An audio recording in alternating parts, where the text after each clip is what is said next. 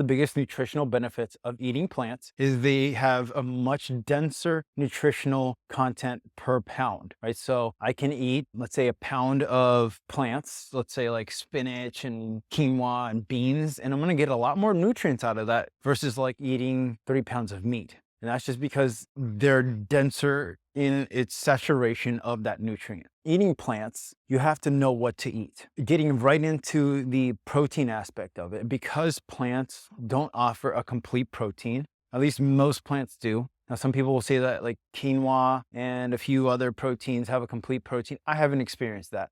I like to attack it with at least 3 different types of protein. I take a protein shake supplement that has pea protein, pumpkin protein, and quinoa protein. And I think there's also flaxseed oil, which has a little bit of protein in it as well. Getting a variety of protein in a plant-based diet allows your body to get all the necessary proteins that can feed your body. Welcome to the Unlimited You podcast. Believing firmly in the limitless potential that resides within each individual, your host, Master Victor Almeida, a distinguished martial arts expert, is here to guide you in unlocking your inner power. Each episode offers practical knowledge, from strength training techniques to the calming practices of meditation, tailored to enhance your physical, mental, and spiritual well-being. Join us on this empowering journey and embrace the warrior that lies within you.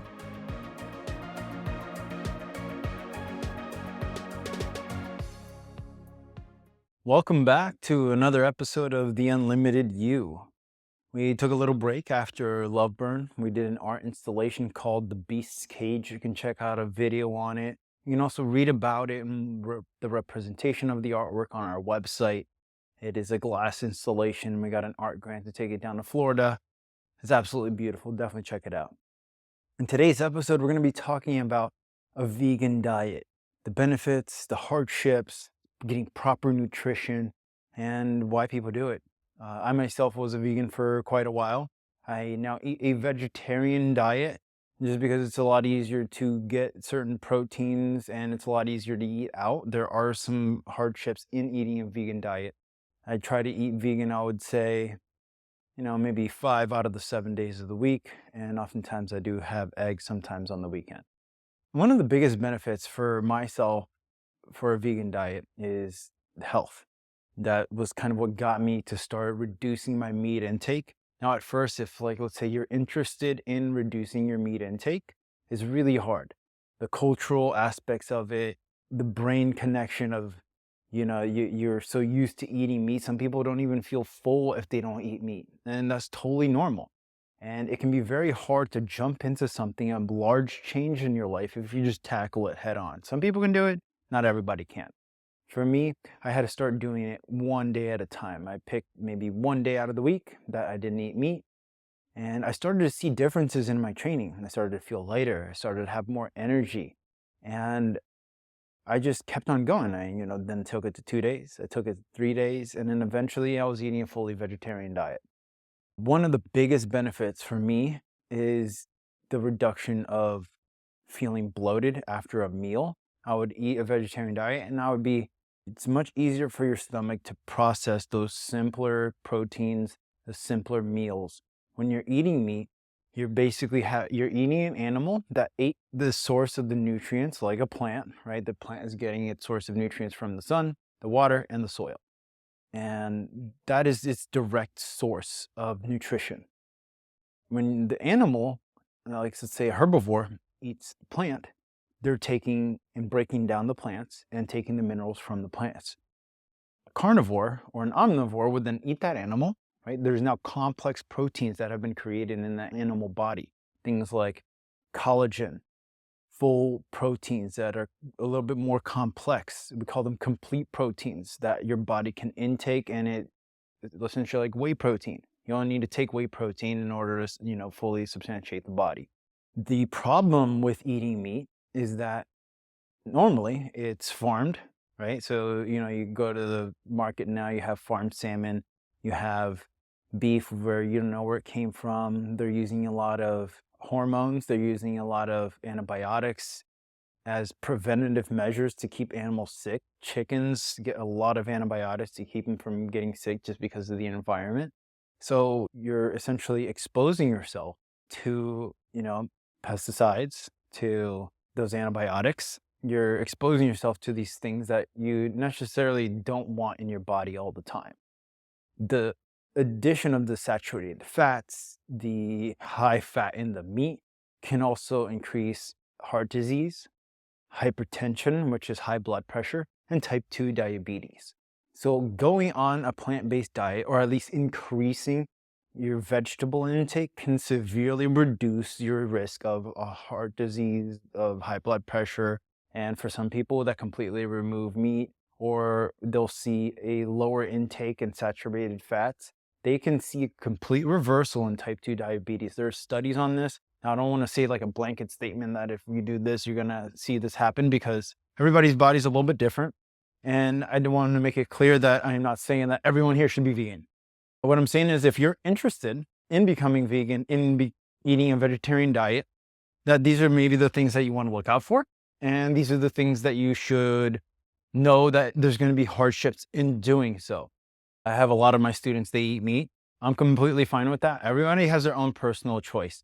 And I'm very against pushing my points of views on other people, but I want to create an episode that's informative so that if you're interested in pursuing those goals, that you do it correctly and that you don't end up essentially putting yourself in a deeper hole. Because one of the biggest downfalls of a vegan diet is not getting the proper nutrition. So, you essentially get scurvy and your body will become sick from not getting the proper nutrition. And that is really, really important. One of the biggest things I saw when I stopped eating meat was it was easier to manage my weight because I wasn't taking in the saturated fats. I wasn't taking in the fats in the meats. I was getting simpler proteins. My body essentially was allowed to process these calories, this nutrient, a lot easier.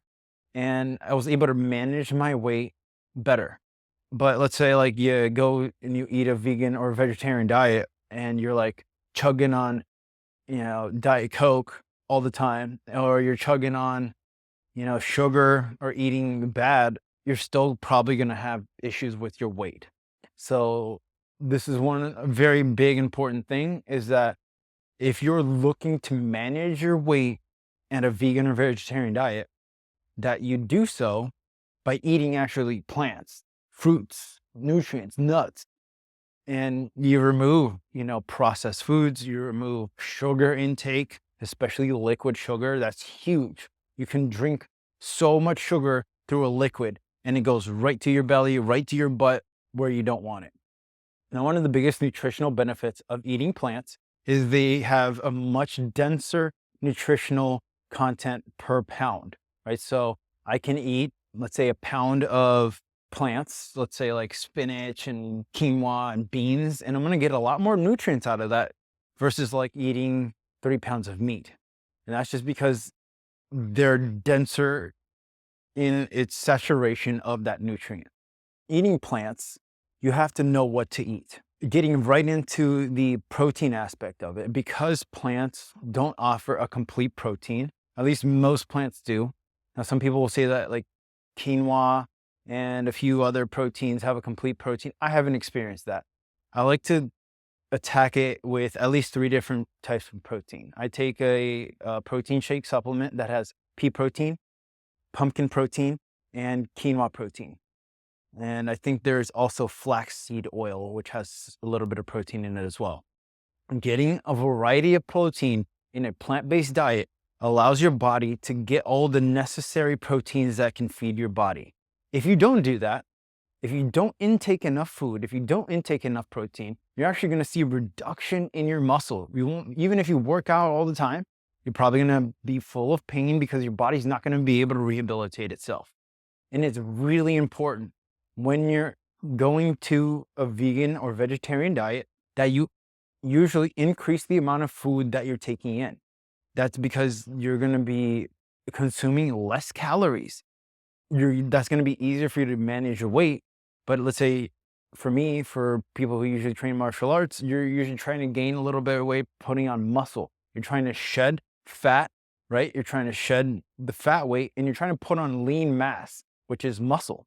We want to lose the fat that is inside of our arteries, that's in between our gut, that can become real detrimental, that causes all of these different issues in ourselves. But we want to gain the lean muscle mass that's going to give you more strength to move around, that's going to increase your mobility, your strength, hopefully your flexibility if you're doing it right. And I mean that by, like, if you're stretching and you're not putting in these nutrients and you're trying to rebuild those muscles after they stretched, they might not be rebuilding properly. And then you might get severe pain. And I've experienced this because when I first went to a vegan diet, I was only taking maybe one kind of protein. Like if you go to Costco, they have this pack of plant-based protein, and their protein shake has only pea protein in it. And it is not sufficient to just drink that protein. Like I drank that, I tried it out for like 2 weeks. I didn't see any growth in my muscles. I didn't see any increase in my strength. And I saw a lot more soreness in my muscles. I take this, like I was saying earlier, a protein shake that has a blend of different proteins. And I was actually able to gain about 10 pounds of muscle in about 2 months. That's insane. Like that's a considerable amount of muscle that I put on. Now I was exercising a decent bit. So I was putting in the work, I was eating well, and I saw that return. I went from 165 and now weigh about 170, 175, 177, depending on the time of day that you weigh me. One of the other benefits of a vegan diet is the reduction of your carbon footprint. So you can grow in your farm, in your backyard, downstairs in your basement, almost a full range of all the foods that you require to live a vegan diet in a much smaller footprint. You don't need a giant field with a whole bunch of cows, which is kind of the problem when you think about what is required to feed the amount of people on this planet meat, right? There's a study out there, and you can look this up, that if everybody on the planet was to eat meat, we would need more land that is available to produce that amount.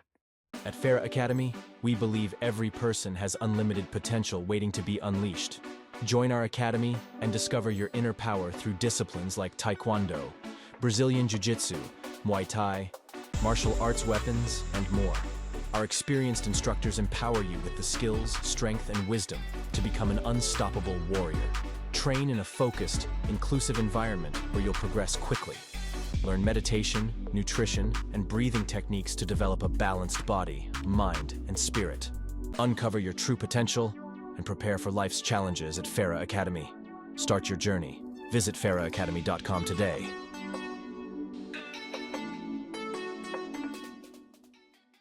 Now, if you go to Western Kansas, Eastern Colorado, the western part of the desert in Texas, what you're going to find is these large farms. I mean, massive farms with thousands of cows, shoulder to shoulder, pooping everywhere.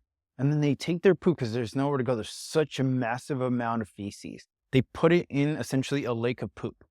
And I've driven through that part of the country. It smells so bad when you go outside.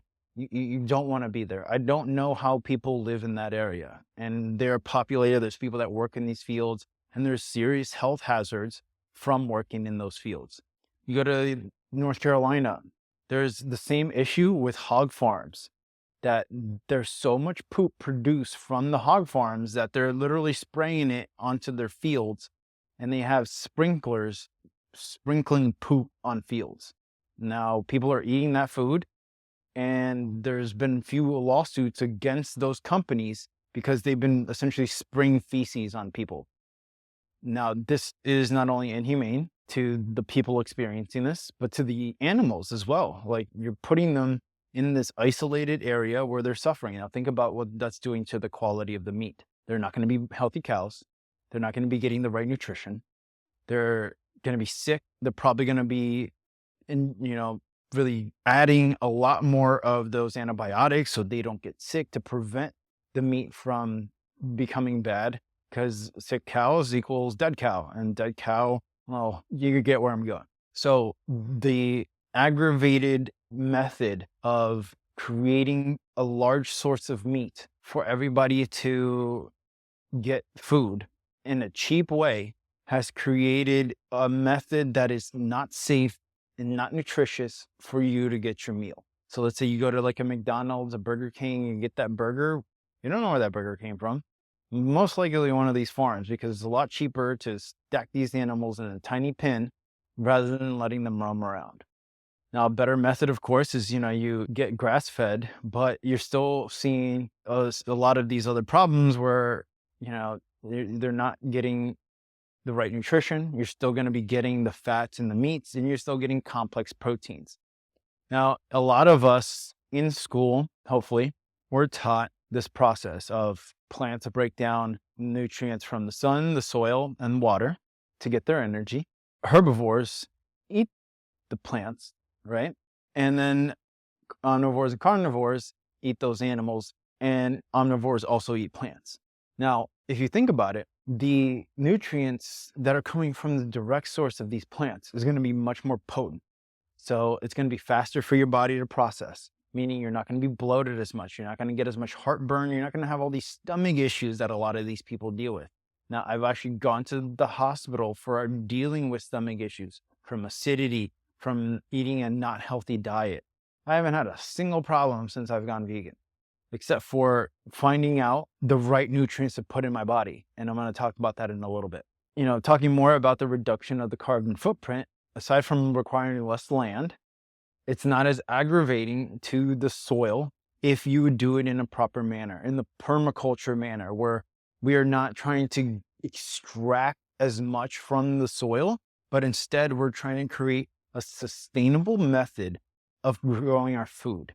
And that is very important, because the method of farming that we've created is called agriculture. We're aggravating the system to produce the highest yield, to get the most money. That's an approach that is based on capitalism, on economics.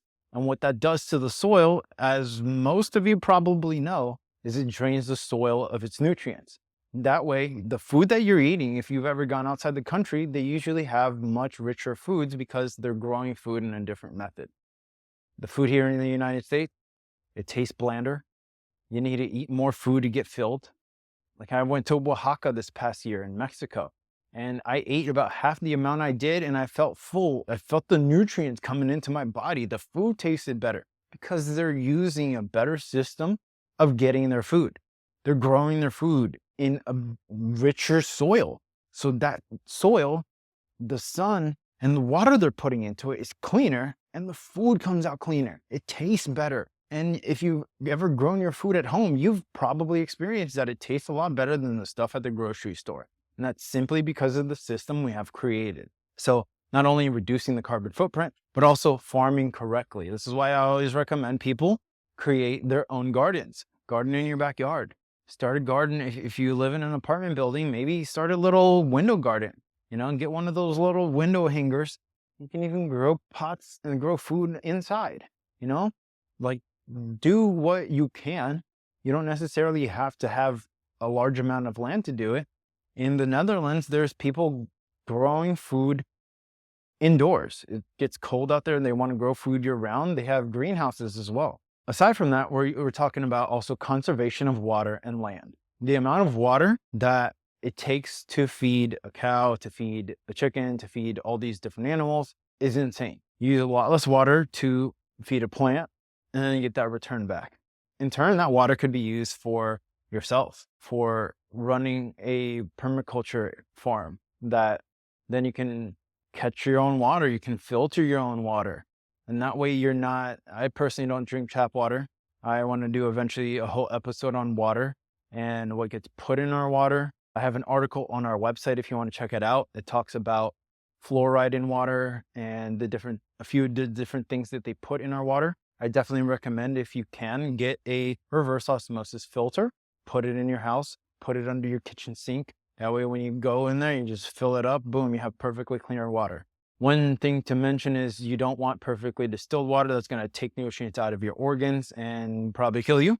So if you get distilled water, make sure you put nutrients back in. You can put trace minerals back in, macro and micronutrients. And in our conservation of water, we can not only save money, we can put better quality water inside of us. If you think about your body, your muscle mass is mostly water. A lot of people will take creatine to increase the saturation of water inside of their muscles, making them look bigger. And oftentimes, if they're bigger, you can get more exertion out of them and get more strength. We are I don't even know the percentage off the top of my head, but a large percentage of water.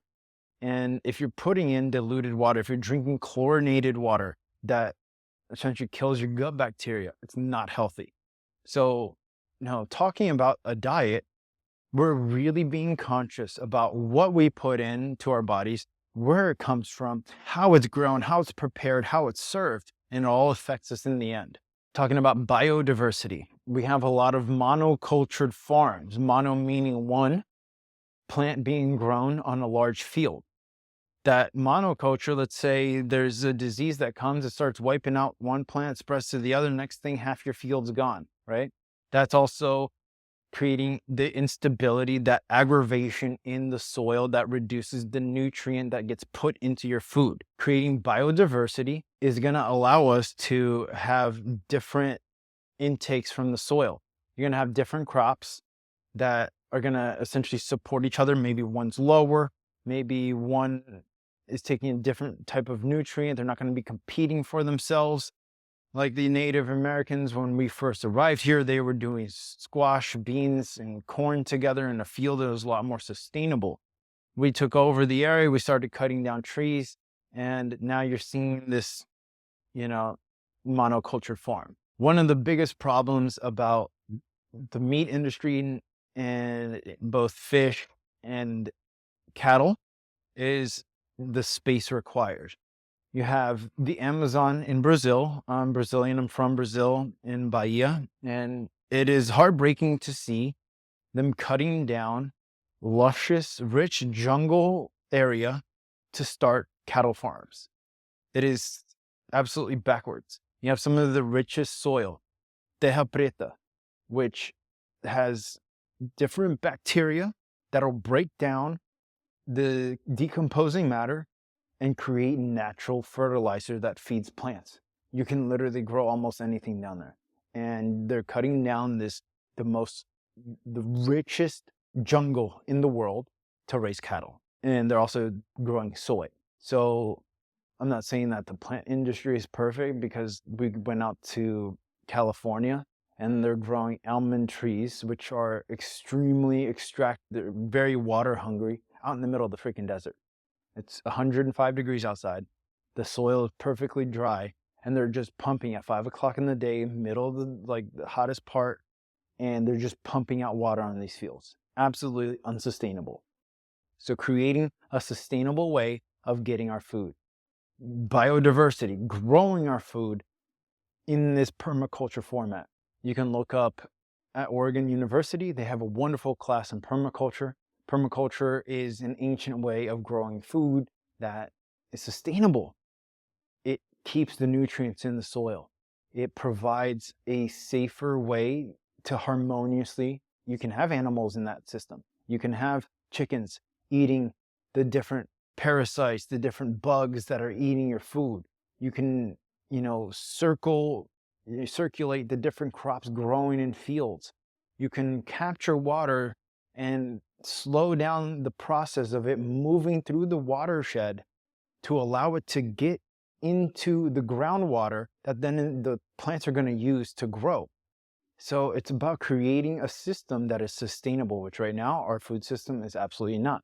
We have way more than enough food being grown, and a lot of it gets thrown away because people got to make a profit. So the entire way we're going about life in general in our current culture is very backwards. And it's something I'm very passionate about. I have a lot of friends who feel the same way. And if this is the first time you're hearing about it, I definitely recommend you looking into it and traveling outside of the country, traveling outside of your state, experiencing something different, and opening your eyes to what is out there. Because once you do, and you see, oh, hey, there's better food here. They grow things different ways here. This food feels richer. It feels nicer.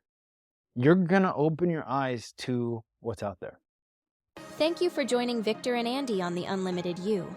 Make sure to visit our website, www.feraacademy.com, where you can subscribe to the show on iTunes, Spotify, or via RSS so you'll never miss a show.